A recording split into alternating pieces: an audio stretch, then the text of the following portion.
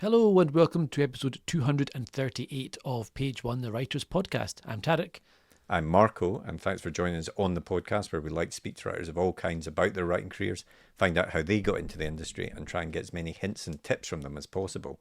And if this is your first time joining us, please do check out our back catalogue. We've had some phenomenal guests on the podcast in the past, some of whom I'm sure you'll be interested to hear from. But I was going to say, we've got another great guest this week, but although it's a singular name, it's actually two people. That's right, like a symbiote, like a trill perhaps, but no, it's not. It's just two humans.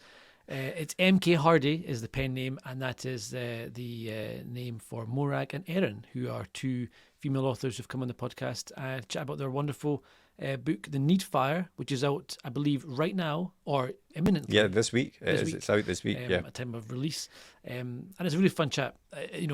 We've had a few folk on who work in pairs, and I'm always fascinated to chat to people who work with another writing partner, especially on a novel, how they do that, how they work, what the process is. It's really a really interesting conversation. Yeah, no, absolutely. It's good. They're great fun to chat with, and it is always interesting. This podcast is all about finding out people's writing process and things like that. Really interesting when there's not just one but two people working on the same thing. And as we hear, it's a bit of an evolving process, it seems, even now. The Needfire has been getting some amazing buzz. Oh, yeah. So, we'll get into it in a moment. I just wanted to mention that we do have a Patreon where you can support the podcast, which really means a lot to us. If you like the podcast, it really helps us to continue to make the podcast and to continue to get great guests on the podcast. You can get early access to episodes, bonus bits to episodes, bonus episodes, notebooks, books, all sorts of benefits. You can check it all out on the Patreon and podcast description. Genuinely, it's incredible value.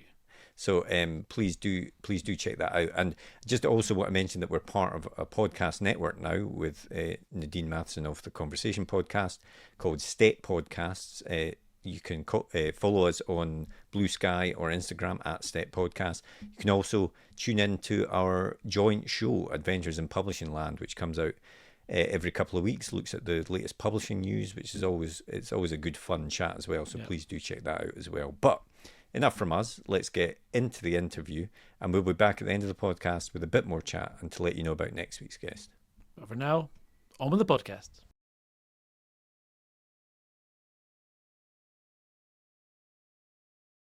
The usual question I ask someone when I open the podcast is, did you always want to be a writer? Now, there are two of you. Did you both always want to be writers? Or neither of you? That's a good question. Do you want to? Yes, absolutely. I was that kid who was making books out of wallpaper and, A4 and folding them and stapling them when I was wee. So I think that was always something I dreamed of as a little kid. And then I think I sort of stepped away from that as a possibility for a while when you start getting into the teenage years and thinking about real life and real jobs. It didn't really seem like something that I could go for. So I would say I rediscovered that dream possibly about 10 years ago or so. So there was a chunk of time in the middle where it seemed like sort of a pipe dream that I could be an author, that I could actually pursue that in a serious way. So yeah, it was kind of like rediscovering that dream was really exciting. I think I have probably the same experience as a kid of telling a lot of stories and writing a lot of stories, none of which were ever finished. Obviously, I definitely had that kind of Presbyterian work ethic. You can't possibly make a living as a writer. To me, I think at a very, very early age. And my grandfather, who mostly raised me, was a English teacher, a high school English teacher. So he has sort of shown me I kind of automatically assumed, oh, well, I guess teaching is the thing that you do if you want to be a writer, but you're not like one of those flash in the pan, remarkable one in a million people. And so I always kind of assumed that, no, I would not be a writer. That was not what was going to happen. So that being the case, you both had the interest in writing, I guess, maybe waxed and waned slightly, but at what stage did you think, well, you know what, I'm actually going to give this a go. I'm actually going to try and do this?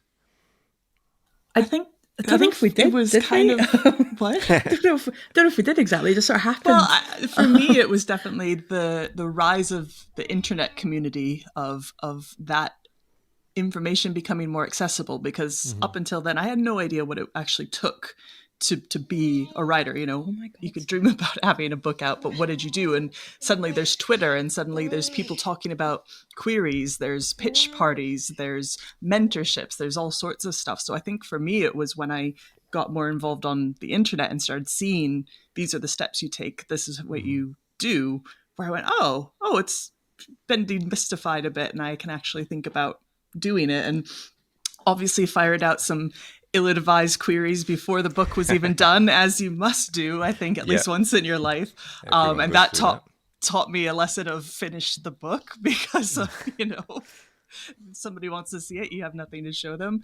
And so we kind of stepped away a bit at that point, I think, to focus down and actually learn about how to finish a book. And then we got into a mentorship contest that allowed us to learn how to edit a book. And then from there, things kind of proceeded.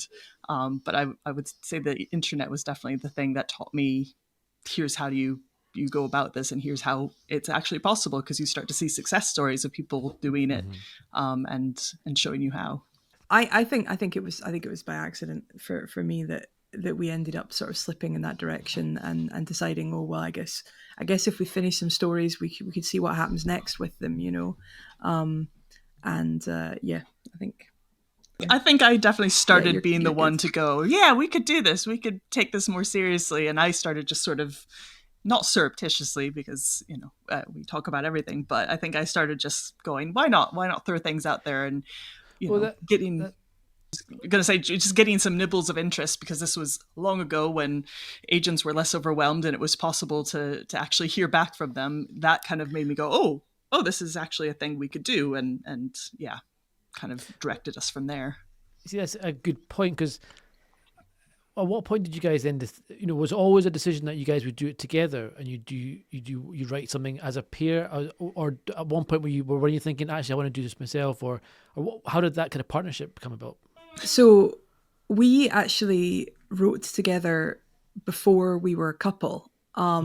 We met back in the Stone Age, when on LiveJournal. When LiveJournal was a thing, and when sort of text-based sort of free-form roleplay was a thing, and you would just sort of, a lot of them were sort of in a fandom, and then there were these kind of original stories as well where you would get together. So we met playing, like, I don't know, Sexy Pirates or something, and as you do, and wrote together, and got fed up with everyone else because they didn't seem to be interested in like building plot or setting, and sort of ended up drifting away and writing just with each other.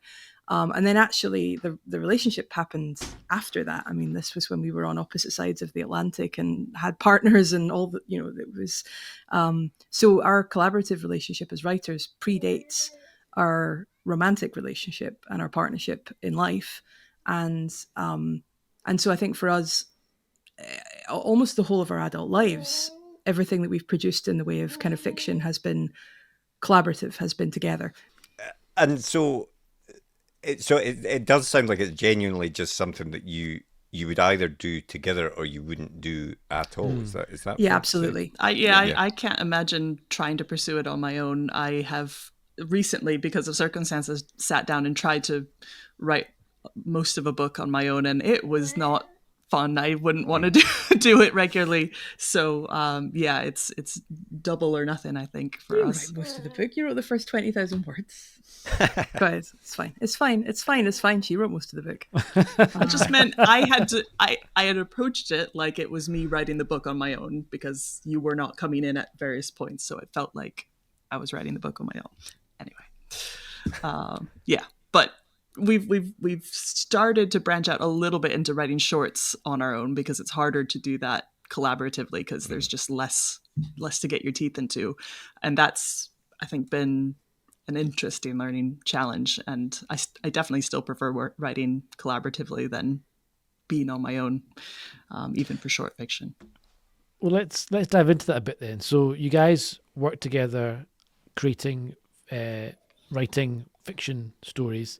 And I think I'm right in saying this is the first episode we've had both writers of a partnership on at the same time. Oh, interesting. We've had folk who write books with other people occasionally, or sometimes, and we've had one of them on, but never, I think, for fiction writers. We've had both fiction authors on. So how does it work? What's your process? How would you guys write a book together? It's in constant evolution, actually, isn't it? Yeah, it's different every time as we go through it. The way we did it before has been jettisoned, and we're trying to find new ways, and I'm sure that will continue to evolve as well. We used to write very much kind of back and forth, almost line by line, because it grew from that interactive kind of role play sort of side of things where you were sort of choosing two characters and bouncing them off one another. And that works great for dialogue, and we still really enjoy doing that for dialogue scenes. It adds immediacy and it makes it naturalistic, and it feels good, and it keeps scenes going, it keeps them feeling fresh. But novels need descriptive prose, and they also turns out you can't just do a whole novel in dialogue. Sadly, we should have just done screenwriting. And occasionally they need you to like get places and do things, and so we had to evolve our process. And I think also that's all very well for drafting, but when it comes to editing, you also have to decide how you're going to edit. What if something needs to be inserted into a scene? What if something needs to be rewritten? There are places where it starts to not make sense to be trying to do that in a piecemeal way. So yeah, it's a constantly evolving process. And, as I say, there's a book there where Erin did write about the first 20,000 words of it. And then I wrote a whole series of flashback sections that were entirely, their own thing, that were a few thousand words. And, in the back chunk of the book, there was a bunch that I wrote like kind of continuously as well. And then in the middle, there were sections where we bounced back and forth. There were sections where we wrote a few hundred words at a time. And it just really varies. It varies from project to project, and it varies depending on what part of the process we're in. And it varies, honestly, depending on who's busiest in their day job or has some other project, so... and occasionally one of us will get the sudden urge of, I know exactly how this scene is going to go. Don't touch it. Don't talk to me. Let me just get it down. And then it's just kind of dump it out of the head onto the page. So, but that is sometimes the way, and sometimes you need to bounce it back and forth. Or I would say a lot of our collaboration now comes before we actually start writing, because we talk about it constantly, and we mulling things over, passing ideas back and forth, talking over themes or beats or events that need to happen. So a lot of it is now deciding between us how things are going to go on a dog walk. We get most of our plotting done on a dog walk. And then when we sit down, then it's sort of, right, now I'm going to execute what we've decided, but it is very much a joint vision, a joint approach. It's something that I'm quite jealous of in a way, because I find that, sometimes when you're writing on your own, you can get very stuck in certain points. You can hit a wall and you can't see why it's not working. It's not working, you're so but it close isn't. to it, But when there's two of you there, I imagine you can always just turn around and say, wait, this doesn't feel right. Why is it not? And then you've got another pair of eyes immediately to talk through and to work through that problem. Definitely some of the time. Sometimes neither of you will be sure, and sometimes, and then you have a big Rami. sometimes both of you are sure, and you have different ideas. I think that overall, being in a collaborative partnership is great. It's especially embarking on attempting to enter traditional publishing. Actually, just from a mental health perspective, I think it's really fantastic for us. I think it's possible that some partnerships or some couples certainly would find it worse to be involved with their other half. But for us, I think because the collaboration element of our relationship is so strong, is so integral to it, I think for us, we keep each other steady, we keep each other even keel. Creatively, I think it has ups and downs. I think there are moments when there's a synergy and things bounce back and forth. There are moments when we save one another, when one person is completely lost and the other one knows where to go. And then there are moments where you disagree, or there are moments when neither of you are quite sure what to do next. And I think that's the same. I mean, I wouldn't say that we are double the writer. We are half a brain each, really. We are one functional writer between us, for sure. Yeah, between us, we are one writer. It looks okay though when you're speaking to each other about it, as opposed to one of us walking down the street trying to say what. It is more socially acceptable for sure.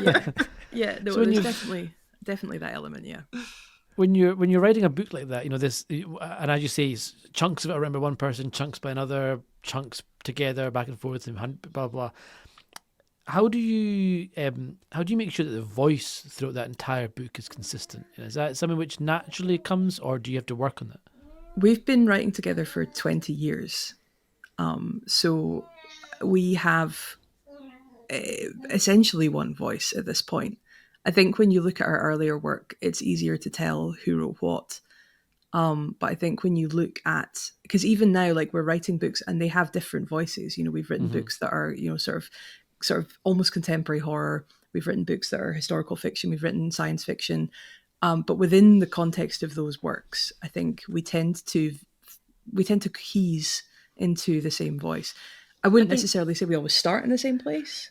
No, but I think for us, writing is a challenge and a game, and part of that game is finding the right tone or voice for a particular project. And so we do always move around a little bit anyway. Like, I think we do have an MK Hardy voice that is a through line through most of our projects, but I think we kind of enjoy going, okay, what does a Gothic horror voice sound like? So not only are we trying to be on the same level between us, but we're also trying to be on the right level for the project. So it all involves a little bit of moving around and finding the right approach.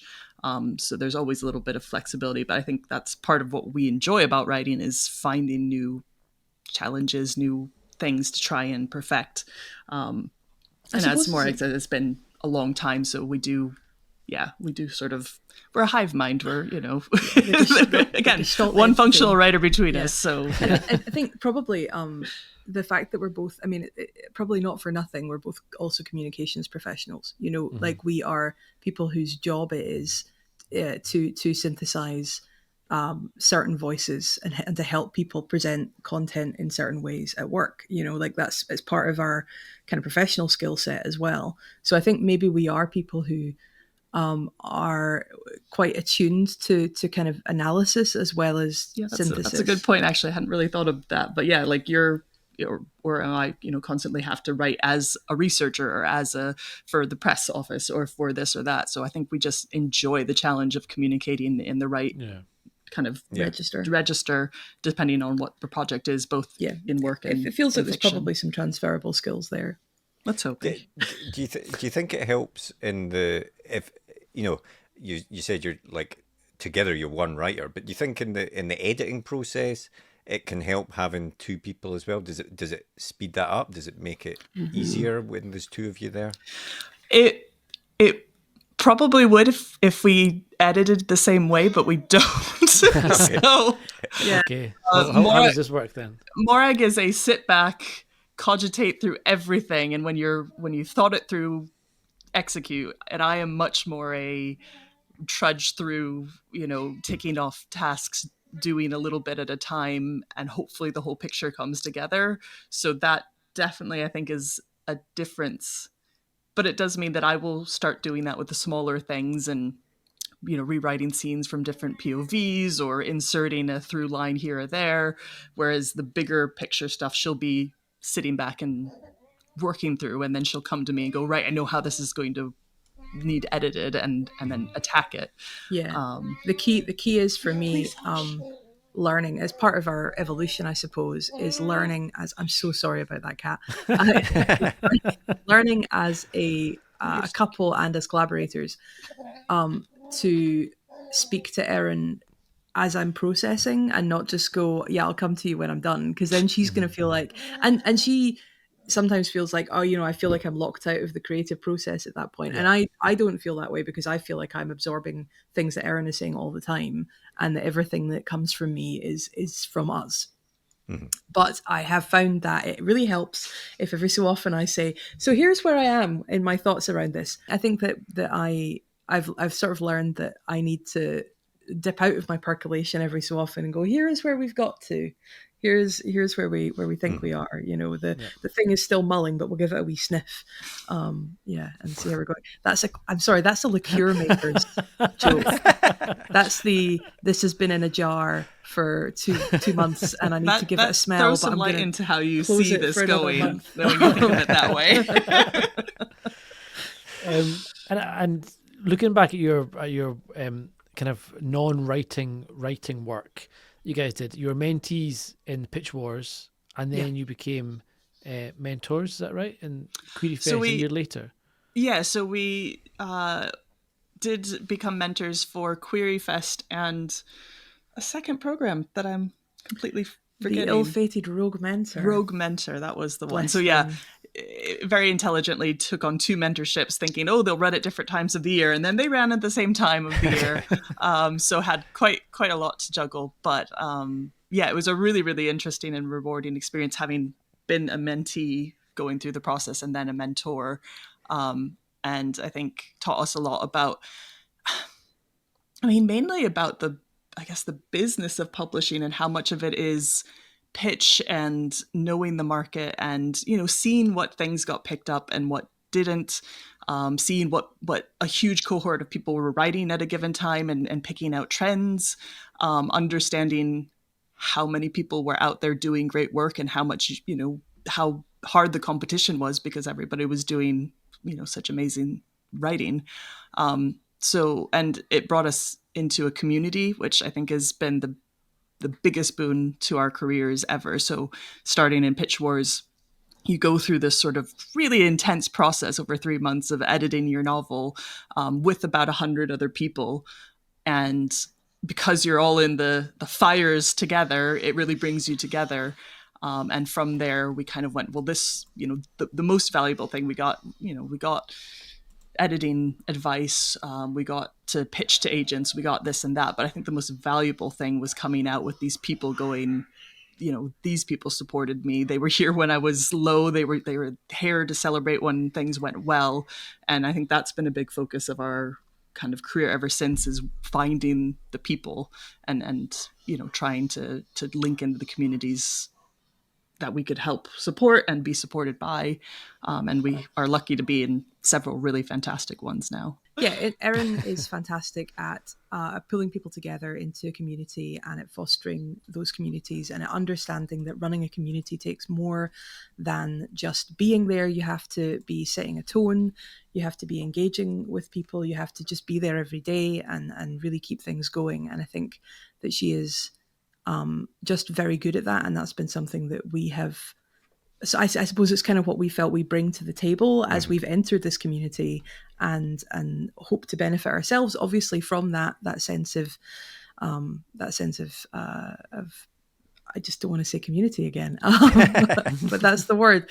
So it's been really, really important for us, and I think it is fundamentally really, really important for a lot of writers, I think, because writing itself can be a really solitary process. It can be a really isolating process. And you can feel very alone if you don't have a gang of people in the same boat. I think that's so true, because I think definitely when you're, even Erin, you were talking about earlier how you start to find information on the internet about how you go about becoming a writer and stuff. But even with that information, I think when you're starting out, unless you happen to find one of these groups, it is solitary, and you think, oh god, right, I have to do this and I have to do this and I have to follow these instructions, but you're on your own. And I think we're all part of the ESFF Discord, which I found, I can't remember how I found it, but randomly, but it's been a huge support to my writing, because you learn so much even just by listening to other people, just by watching and reading and listening. Is like, you see this at a lot of communities. Somebody will join and immediately go, somebody read my work and tell me, give me feedback. And I'm like, you're doing it wrong, because you will learn so much more by going, let me read your stuff, let me see your query package, let me feedback on this, because you're going to get so much more out of doing that than some strangers you don't really know reading your work and telling you what they think. So I think it's really important to go, if you want to be part of the community, give as much as you can, and you will get so much out of that, and you will form relationships with people that you then do get beta reads from, and form those really great partnerships. But I think you can get so much just from watching and listening and paying attention. Absolutely. Well, I wanted to ask you guys about your debut novel, which of course is out this year, next month, July 31st. July 31st. The Needfire, and it's a gothic horror, I suppose you'd call it as. But why don't you tell us what it's about, and then we can dive into the kind of background of creating it. Absolutely. Why are you looking at me? Okay. Sure.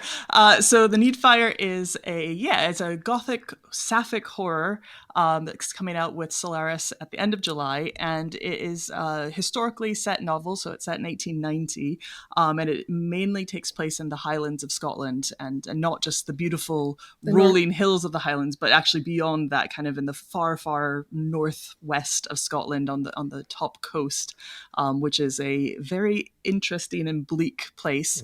And it tells the story of Nora Mackenzie, who escapes a sort of very unconventional sort of relationship in Glasgow after the death of her father, and makes a marriage of convenience to a laird in the far northwest. And she arrives at this place, Corrin House, and things are not what they seem, as all good Gothic novels go. And it is an exploration, I think, of a couple different things that we feel very strongly about. It has explorations of Scottish history, specifically around the Highland clearances and sort of the practices there. And it also touches, I would say, has a tinge of eco-horror to it, in that there are elements in the natural world that are sort of waking up and exerting influence on the people and the place around it. And there is a mysterious housekeeper, shades of Rebecca there, but make it gay. And yeah, I don't want to give away too much, because actually there are some twists and turns along the way, but we tried to take the Gothic, make it Scottish, make it Sapphic, and just have a lot of fun along the way. And, Nice. and do you Fantastic. think horror as a genre, especially sort of, Gothic or folk horror or things like that, seem to be having a bit of a moment. They seem to be having a comeback at the moment. Why do you think that is, that this has suddenly come back around to being something that people are interested in? I mean, I think the various specific kind of areas, there's a background to this, both from the perspective of so the Needfire, I think, is a Gothic horror ultimately. It has some folk horror stylings. I think thematically, it's at its core, it's absolutely Gothic, but it has some elements of kind of folk horror to it. And folk horror, I think, is easy to see why that's having a resurgence right now. Because I mean, ultimately, I think it's down to the environment. I think it's down to climate change, and I think it's down to our kind of fear of the earth in a way, because it's sort of turning against us and turning us out. There's actually like a core theme, not really a core theme, but a core kind of message that runs through the Needfire. The thing about the Highland clearance is that a lot of people, and I'll try and be as brief as I can about it, that people don't necessarily know. Everybody knows that a bunch of people were kicked off the land. I think what's less well known is that the Highlands were kind of overpopulated. They weren't really equipped to handle the population that were living there. There were quite a lot of people trying to work on this land that wasn't really fit for farming. And that itself was having an impact. And I think that we don't necessarily appreciate that when folk were being turfed off the land, it was because farming that land was not, you couldn't be a tenant and actually make enough to live on. You could not subsist farming that land. So there's this kind of theme in Needfire of you're not wanted here. We are not wanted in this place, by this place. That's part of the theme of the story. And I think that's something that we maybe are feeling about the earth as a whole right now, is this kind of sense that we're almost being purged or it certainly feels like we deserve to be anyway, by this angry earth that kind of is getting to the point where it cannot sustain us anymore. And so I think that's maybe where, certainly when I see folk horror, I see seeds of that in it. With Gothic, Erin can speak to that because she read a whole book about it recently, and about when Gothic tends to have an upsurgence. As a bit of background, we went to EasterCon recently in Belfast, which was really fantastic, and I was lucky enough to moderate a panel on Gothic horror with some really wonderful speakers. So I did a lot of research to make sure I was up to the snuff, and it was interesting diving into the kind of academic writing around the Gothic because it's a really rich theme. But I think the thing that came across to me was something, I'm going to paraphrase because I don't remember the exact wording, but the Marquis de Sade actually said about the Gothic was that disturbed times called for disturbed art.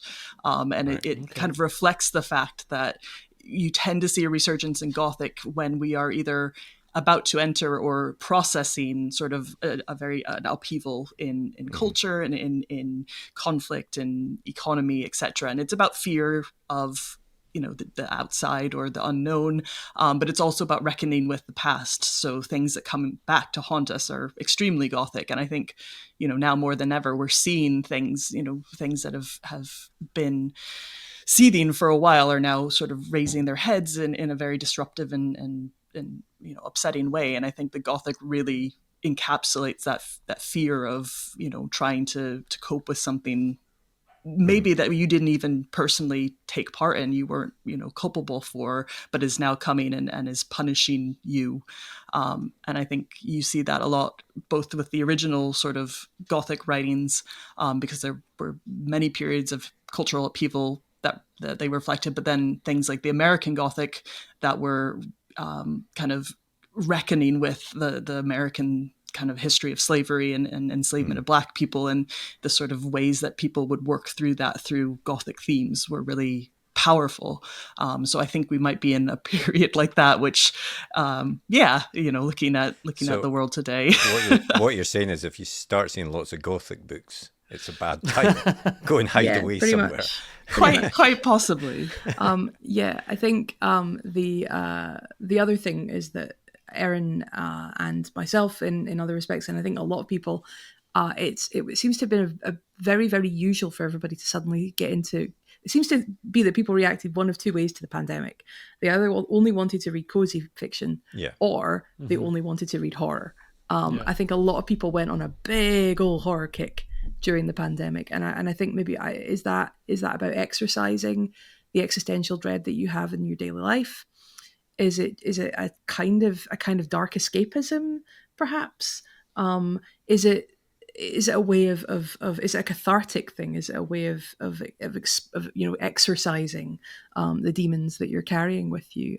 I think certainly it doesn't seem like a coincidence that a lot of people had a big old horror sort of binge during that period and after. I do definitely think that the media has a really interesting role in kind of guiding like discourse and like thoughts and stuff in the public about current events and current topics and stuff. Like the one I always think about is America, like after Vietnam, like the films that came out after that point in time.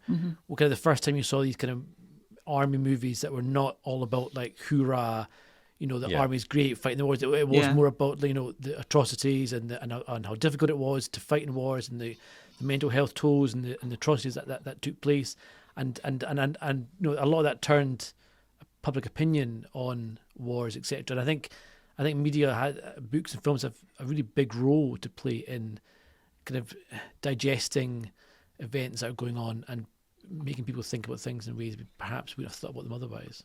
Yeah, I think a lot of the big media, so big studios, big publishers are usually a little behind the times. They're sort of reflecting things that have conversations and ways of working through stuff that people have been doing for a while already, just because they're a big machine and it takes a while to spool up. So I think if you're seeing it in those big ways, then it is absolutely a pretty rich theme that has probably already been ongoing for some time. I think that when... Yeah, sorry, Morag. I was just going to say, I mean, I think when you look at the really big breakout hits in modern culture right now, the things that people are really that are really resonating for folk, it's very, very easy to see what kind of time we're living in. You know, I mean, if you look at shows like Severance, and/or films like Sinners, it's pretty easy to see where we are right now. Yeah. I think. Definitely. And, you know, you said you'd written across a whole range of genres, sci-fi, historical, this Gothic horror. I mean, how do you decide on what you want to write next when you're working across such a huge field of options, as it were? So there's a combination of factors in that. There's what do we fancy doing right now? There's of those ideas that we have, which ones do we think are most likely to be marketable in the next few months? You know, what would be next like to go out in submission with? And I think there's also the question of what trajectory we're on at the moment. So, you know, you can't just write like one and done in a given genre. You are going to be expected to be able to produce something a little bit like it again. And I think for us, you know, we initially went out, when we first got an agent, we went out on sub with a space opera that did not sell. And we were like, okay, well, let's pivot. Let's do something different. Let's do something new. And so we finally, because Erin had been scared of it for a very long time, finally took a crack at something historical. It turns out it's fun. It is. And so that was kind of how we ended up with Needfire. And when we sold Needfire, we sold another book along with it. So that was going to be another Gothic, because that's, you know, that was where we were. And then we're like, okay, well, let's look at another stream. And so when we look at those other streams, we sort of pick and choose a little bit, you know, what genre we want to be in that's maybe adjacent to or chimes with or is completely different from, so that we can sell them both at the same time and put them out under different names, you know. So it's guided initially, I think, by first and foremost by desire, but we are very fortunate in that there are lots of things that we enjoy writing and lots of topics that we enjoy exploring. So it's not difficult for us to then move on to number 2. What do we think might hit right now? What do we think readers are looking for? And then number 3, what fits into our career trajectory at this time? And at the moment, we are sticking our fingers in every pie going, trying to find many pies, some people might say. Yeah, trying to kind of hook into some streams that we can then follow. And that's an ongoing process right now. There's a couple of exciting things on the horizon that we can't really talk about right now for next year that are kind of another string to our bow that is separate from the Gothic. So it's just a case of following the tide and not feeling too tied down, I suppose, being prepared to pivot. Yeah, I think something that I would encourage people who are specifically looking at trad pub is to not be too tied to, oh, this is me as a writer, because I think it really behooves you to go, yeah, but I could do other things. What would excite me? And to get good and to get enthused about coming up with lots of ideas. And you know, the sad part is many of them might never see the light of day. You might not actually get the chance to sit down and write. Like there are a couple books that we have on the back burner that I mourn because we might not get to write them for years, if anything. But there are more ideas out there. There are more things to do. And so I think getting really promiscuous about ideas is a good thing, because it means you have lots of options.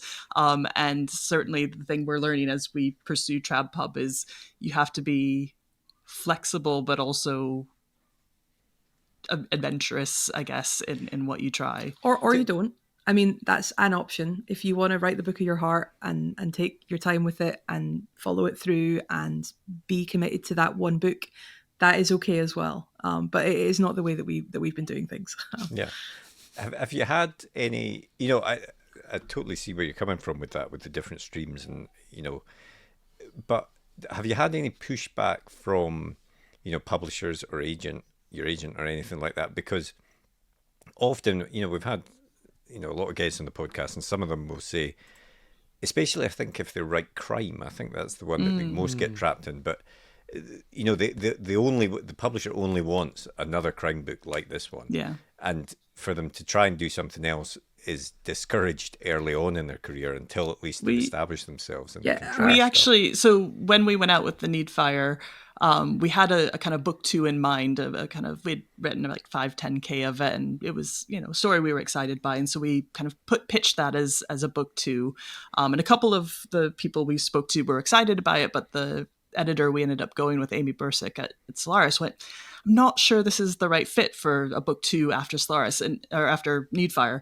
And, they weren't connected in any way, but she was like, I think this is too thriller and we want to stay more in a Gothic space. And so we actually had to go back to the drawing board and come up with the pitch for a second book that would sit there more comfortably, which was a real experiment in sort of, I guess being driven a little bit by the market, by the publisher's desires. And we ended up coming up with an idea that we absolutely love and is still, I think, quite different from the Needfire. It's not set in a haunted house. It's, a very different tone. It's quite snarky in places, as opposed to quite dark and emotional. But I think it does sit better. And so that was a real, I guess, good introduction to traditional publishing of, you're not just thinking about what you want to write. You're thinking about what do you write that fits with what I've already written. More generally right now, I think that we're not too tied down. At this exact moment, we have another book coming out with Solaris next year, and our option clause with them is very generous.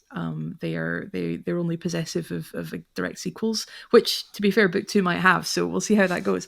And we love working with Solaris, so we would happily sell more books to them. But John Baker, our magnificent and completely bonkers agent, former guest of the podcast, friend of the podcast, is kind of prepared to enable us in whatever insanity we come up with. So if we go to him, John, we want to pitch for this thing, or sometimes he comes to us and says, Mo and Erin, do you want to pitch for this thing? So we're constantly trying to go, okay, well, maybe we could do this and see if that would have a go, and maybe we could do this and see if that, and he's all for us running multiple different streams, potentially having another pseudonym or 2, doing some IP work potentially, all of that kind of stuff. It's important that we maintain our relationship with Solaris, who we love, and who we would never go off and write another Gothic and sell it to someone else, But if we happen to have a little space opera in our back pocket and someone else happens to want it, I mean, nobody would mind, right? As long as we can meet all our editorial deadlines. No, but I mean, I think you're spot on, because it's a conscious choice you guys are making to be commercial authors, right? Like you want to make a living off it, you want to sell up to a point. There are some things we don't compromise on. I mean, all of our stuff is incredibly gay, so it's always going to be a little bit niche. It's always going to be a bit niche, but within our niches, we do want people to want to read our books. We're not writing just to it's hard. I would say that it's more that coincidentally we quite like writing quite accessible fiction. Like I don't know that we've necessarily gone, oh well, we could be literary, but we want readers, so we won't 10 years that we're nobody change a word, and it's perfect. I think we're just not that kind of people. Apart from anything else, we got into pursuing TradPub because we wanted collaborators, right? We want to work with other people. We want to work with editors and our agent. Like these people, like the book that's coming out next year. Part of one of the pivotal aspects of it was like our agent's kind of co-agent assistant, Julie, wonderful Julie, said, why don't you do this? And we were like, oh, that's it, that pulls everything together, and that's now the book, that was pivotal, and we had to have a conversation to think of that. And it's often easy to look at, like, I think the input of other people, like editors, etc., as a negative thing, or you get really down about the notes and stuff, but as you say, though, ultimately everybody's trying to make the best thing possible. I think the way I try and think of it, because you get the edit letter and you do have that moment of but this is somebody who is invested in making your project as good as it can be, and they will bring their own angle to it and their own solutions or questions to it, but that's fine because they are another creative being. But this is somebody who believes in your story and your book and your writing, and they're just trying to help you bring that out. And I think we've been extremely lucky working with Amy in the first instance, because she's brilliant and has really pushed us in a lot of ways with some really provocative questions and sort of, challenging edits. So, but it's been really fun. We're stronger for it. We're better for it. Each book we draft next is going to be improved for having gone through that process. So I think it's exciting. I wonder if it's another advantage of the fact that we are co-authors, though, that we welcome collaboration because we already collaborate. Yeah, we already have to take notes from one another, so we're used to it. These books have never been the product of a single mind. Yeah, they've always been a collaborative that's a fair process. Point. Yeah. So maybe we welcome it because of that, and we crave more people involved because of that. And so the Needfire is out at the end of July. That's right. I know you can't give us details, but what are you working on next in terms of like number of projects, when they're out, that sort of thing? If you can give us the vague. So we have book 2 with Solaris, which will be out in August of 2026. It is another historical Gothic. But it's on a boat this time, not a house. And yeah, we don't have final title or anything for that yet, but hopefully we'll be able to announce that soon. So we're mid edits on that at the moment, so working our way through, polishing it up. We've started calling it Gilded Age Gothic. It involves a transatlantic trip at the end of the 19th century.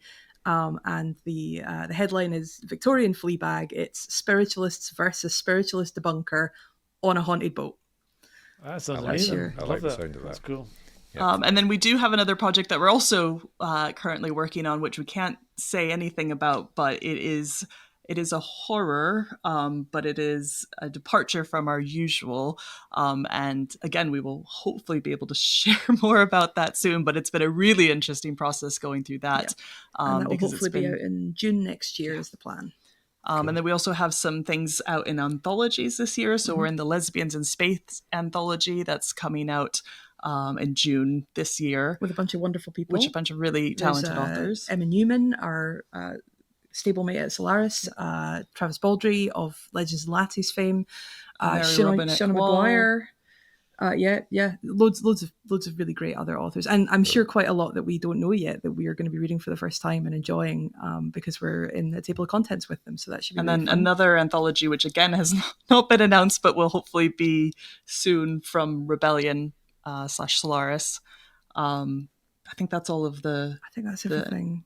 For sure, things. That's quite a lot. Next We've been busy. Yeah. We've been very busy. We have 2 books to edit between now and the middle of July, so that's going to be fun. My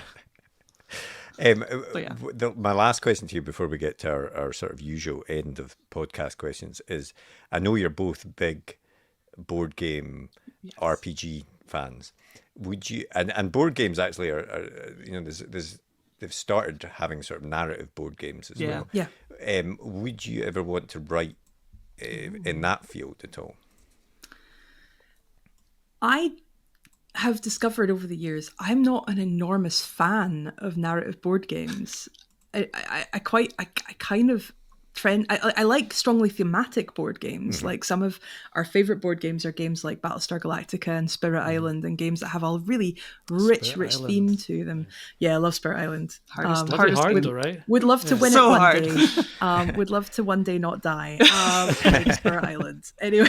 I think we've won it like once in years of playing. We love those really, really deeply thematic games. I really struggle with the concept of like role playing and character in my board games. It's not really what I play them for. We've had a couple homebrew campaigns that on tabletop that I would love to do something with one day, but I wouldn't know how to start. I need to find the community and learn from them, I think. But I love GMing. I love telling stories with people. So it would be really fun to get to I think write something down. Game like writing that. and scenario writing would be really good fun. I'd love to do it for other people. I think on the board game side, I'm not as into the narrative board games. But for tabletop, I think it'd be really cool to like write a Powered by the Apocalypse book, like a set of playbooks for that. I think that'd be really good fun. Absolutely. Cool. But they've already done Lesbians in Space, so what are you going to do? Yeah. What was it? Thirsty Sword Sword Lesbians. Yeah. Well, how could we top that? I don't think we could. I feel like we've already been usurped, probably. So. What was the last book that you read? So I don't know, I'm kind of mid reading, but I'm going to count it because I've been talking about it a lot because it's excited me. I've been reading some Robert Aikman stories. Oh, yeah. So he is a British kind of weird fiction writer. Strange stories. He calls them strange stories, and I had never read anything from him before, but Morag has somewhere on here picked up quite a few of his collections, so I picked one up and delved in, and it is incredible. I've been really enjoying it because he does this thing where I think I described it on Blue Sky as, normally when you watch a film or read a scary story, it's scary up until the point that you see the monster or the explanation is given, because you're like, oh, but my brain was coming up with way wilder theories than that, and this is a bit mundane. But he never does that. He never tells you, here's what's happened or here's what the monster is. So you just get to the end of the story and you're like, my brain is still going, it's still beavering away. And it just leaves you with this uncanny sense of dread and suspense. So I would say if people have not read any Aikman, please, pick him up and awesome. Try it out. I love that. Yeah, there's some radio play recordings of some of his longer tales, which are really, really well done as well. So yeah, I love a bit of Aikman. New fan. Excellent. The last novel that I read was We Have Always Lived in the Castle by Shirley Jackson. Yeah. I have always enjoyed Jackson. I've read Hill House and a good few short stories, but I had not read that, to my memory anyway. And yeah, it was really great. I wanted to get some American Gothic under my belt before the said Gothic panel, because Erin was moderating it, but I was also on it. And I felt pretty solid on the classics. And I wanted to get some American Gothic. Which is a classic in itself. Yeah, so I thought I would read a classic New England Gothic, and I thoroughly enjoyed it. I love Jackson's prose. I think that she was a just remarkable writer at like a line level, as much as anything. I mean, obviously fantastic in every respect, but I remember I read the opening paragraph and then I turned to Erin and I read her the opening paragraph because I was just so taken with it right from the get-go. I absolutely love it. Just the language of it is amazing. Nice. And what about the last film that you guys watched? So in the cinema, we saw Sinners recently, which was incredible. It was great. Just first 4-star of the year. Morag is a huge. Well, she does a lot of music, and I'm a big fan. And so the way that they use the music and the stories that they told about the music were incredible. And yeah, just really blown away by that. I think the scene that everybody is kicking off about, like the kind of initial scene in the juke joint with music without spoiling anything, the one that everybody is talking about. There were so many emotional moments in that film. That is the scene where I welled up. That is the scene that made me want to cry, because I was just like, oh, this is just perfect. It's so good. It's an incredible film. Yeah. And what about TV? What have you been watching on TV? We just finished, we haven't finished because it's not finished. We were watching Andor season 2, or Erin is. It's in the room when I'm watching. I'm explaining Andor season 2 to Morag as it happens. I'm very Star Wars fatigued. I'm sorry. No, but Andor is like such a nice kind of breath of fresh air. It's not Star Wars. It's something completely new and different. I think it was like halfway through season 1 before I realised that, oh yeah, this seems like it's probably quite good. Oh well, I've already lost my way with it. I don't know what's going on. So I sort of have it on. I'm aware that this is very good television. What else? I mean, we also watched The Pit, or as I call it, Noah Wiley gets increasingly stressed out and needs a day off. Yeah, I'm desperate to watch that. Yeah. It's incredible. It's really good. Really good to come TV. out properly in the UK. Yeah, it's got a release yet. Well worth. A friend of ours who's a doctor messaged us and went, "Have you watched it?" And we go, no, but we'll get around to it. And then at the first episode we watched, I went back to her. Okay, we're watching it. I see what you mean, but she says it's one of the most accurate shows to her experience. Yeah, I mean, we watched quite a lot of television, because I think like we watch television quite actively. I think like we try not to waste our time on television. We're the sort of people who'll pause in the middle of an episode and go, let's have a conversation about the themes being explored here. Which is we're insufferable. Never come to our house. Never watch television. Probably, but yeah. So I think we I mean, Severance season 2, that was pretty good as well. I think was everybody's excellent, just the Helen. same thing everybody else who's been on your show has been watching. I think We've been watching we're those in an things too. amazing time for television right now. It felt like there was a bit of a lull for a couple of years, but the last few years we've had some incredible telly, and just really, really lucky to be watching it with everybody else, for sure. Excellent. Well, the very last thing we always do is super quick fire, either or, no right answer apart from one at the end. But let's start off with board games or RPGs. Board games, board games. TV or cinema? I think cinema. I think cinema. I love the spectacle. I don't want to cinema. miss the good television, but I think I'd probably be doing more useful things in my time if there was no TV. I think cinema. Cinema. Night owl or early bird? Oh Lord, night owl. So night owl, like all night owl. Early bird, probably. Music or no music when you're writing? Oh, for writing, nothing. Nothing. Can't have a sound. I mean, if I'm in it, you can put music on, but I will not hear it. So right, okay. And if I hear it, I will just start typing the lyrics instead of writing my story. So can't do it. And the last one, real book or an ebook? Ooh. I definitely read better with a real book. Like I mostly read ebook, but I read better with a real book. I think I do read a lot of ebooks, but I find if I only read ebooks, my rate dwindles, and I need to refresh myself with a lovely real. It sounds to me like you're book. saying you read all these ebooks, you love reading ebooks, but there's a guilt that's holding you back. Let the guilt go and just it's not. embrace No, the it's truth. it's literally not guilt. It's just nice to read a real book. It really does just bring me back to. Also, I mean, reading. I have ADHD, and my eyes skate about badly enough as it is, and I find physical paper is genuinely physically easier to read than. Also, they're so e-book. pretty. I know there is something nice about. Okay, fair enough. Right, okay. Lost. Well, thanks very much to Mo and Erin for coming on there. I really enjoyed that chat. It's always obviously we know them. Outside of the podcast world, so it's always good fun speaking with them. But it's the first time that I've ever really sort of dived deep into their process and things like that. So it was interesting hearing about that, how it works, how it sometimes doesn't work as well, I guess. Also always like to chat with people that have a love of board games, because as you'll see behind me, I have quite a few on the shelves. I know it's true. We've chatted before. People have me about narrative board games and the rise. It really feels like board games, video games, narrative podcast. It feels like the kind of the role of a writer is really growing. Yeah, there's definitely lots of space, but actually I have to say I don't completely agree with Morag in terms of going off narrative board games, but they take so long to do and so much time to get into that I do feel that I was very excited by them at first. I still like them, but I often now would like a much a quicker game.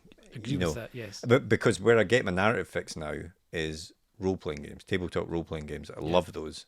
Again, that's a massive space for writers to write modules or to get into new games as well there. So it's also something which, if I'd been a student again, if I had more time to do a regular gaming, I could leave a game set up over a few days on a table somewhere, I can see it being utterly fantastic. I think when you're older and you've got more pools on your time and you've got less space, it's harder to fit in that regular. And you've got 20 podcast episodes to You're lucky you've got time to watch TV, never mind. I know, I don't actually play these games. They just sit on my shelf. Every day.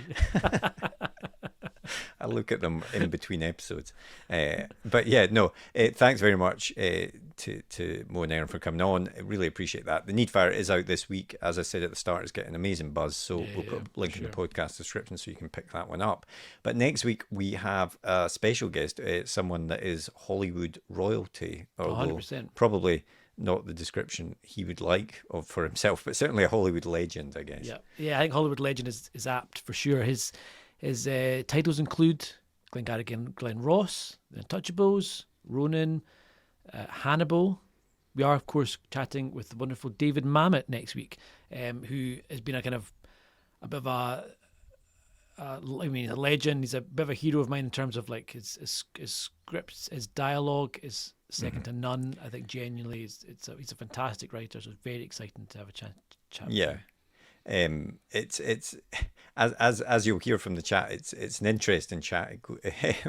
But yeah, it is. He genuinely gives us some insight into how he works and stuff like that. So please. Do tune in for that one. If you've enjoyed today's episode, please do take the time to rate and review us on your favourite podcast app, because it really does make a difference. I'm emphasising this now on recent episodes, but it takes 2 seconds of your time. If you enjoy the podcast, please give us those 5 stars. We'd love to get more reviews because it helps us to go up the charts and helps us to continue to get great guests on the podcast. And if you'd like to get in touch, you can do so in a variety of ways. You can find us by email, which is at podcast at UK page. Oh Christ, no, forget all that. It's podcasts at rightgear.co.uk. You can find us on all the good social media platforms. Search for UK Page 1, search for Step Podcasts, search for me and Marco. Get in touch with us however you want. You can go onto YouTube and you can search for UK Page 1. You can search for Step Podcast. You can leave us a comment. You can like and subscribe. I think that's probably covered most of the bases anyway. So that's don't fine. overwhelm you with. But yeah, thanks again for tuning in for this episode, and we will speak to you next week. See you later. Well, we hope you enjoyed that episode. If you did, be sure to hit that thumbs up button and hit the subscribe button so you never miss an episode like these ones down here. And if you want to get in touch, you can do so by finding us on our social media platforms up here, or drop us a comment way down below there. But otherwise, thanks for listening and join us for the next episode. See you later.